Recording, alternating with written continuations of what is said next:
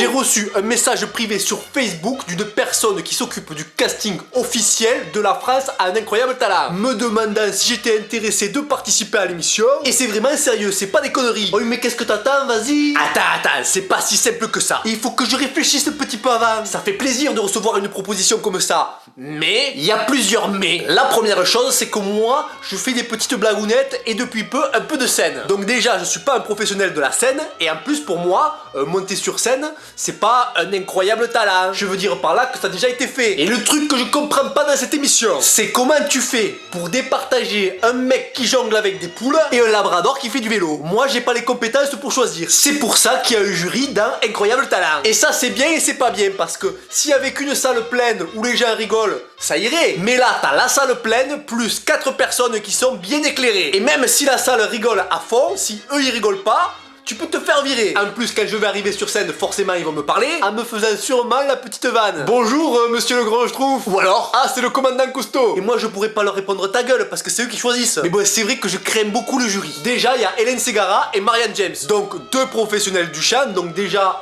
elles... je peux juste les faire rire, mais je peux pas chanter. Ça, c'est sûr, c'est pas possible. Si je chante, je me fais buzzer direct. Et à côté, il y a deux mecs, dont un que je connaissais pas. Sugar Sammy. Lui, au début, je me suis dit, il est tout petit. Mais en fait, non, c'est juste que je l'ai vu à côté d'Eric Antoine. Sugar Sammy, c'est 1m91 et Eric Antoine, c'est 2m07. Donc, je me suis un petit peu renseigné sur ce Sugar Sammy. Et en fait, c'est pas n'importe qui. C'est un humoriste qui parle 4 langues et qui a je sais pas combien de récompenses, il lui manque que le prix Nobel de la paix. Moi, à côté, je parle juste le français en faisant des fautes d'orthographe en parlant. Et j'ai même pas eu ma première étoile en classe de neige. Et donc, le quatrième, c'est Eric Antoine, magicien, humoriste, et 2m07. 2m07. Lui en fait il me fait peur. Je sais pourquoi les gens ils rigolent à son spectacle. Il a qu'à monter sur scène et dire aux gens de rigoler et les gens ils rigolent. Rigole.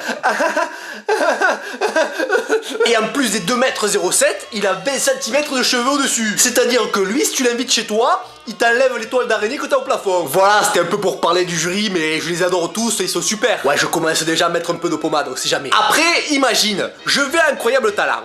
Je fais mon sketch. Parce que oui, je peux faire que ça, je peux pas faire autre chose. Je sais un peu bouger mes oreilles, mais je pense pas que ce soit un incroyable talent.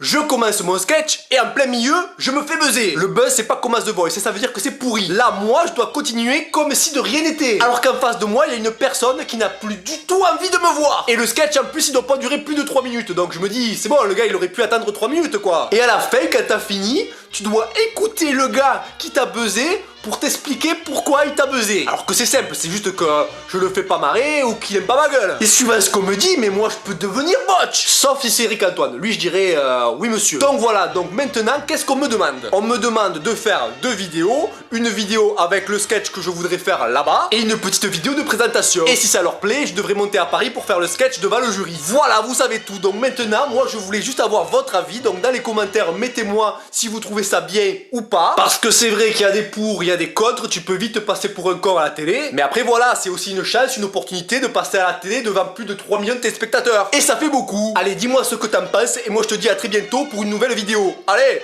adieu.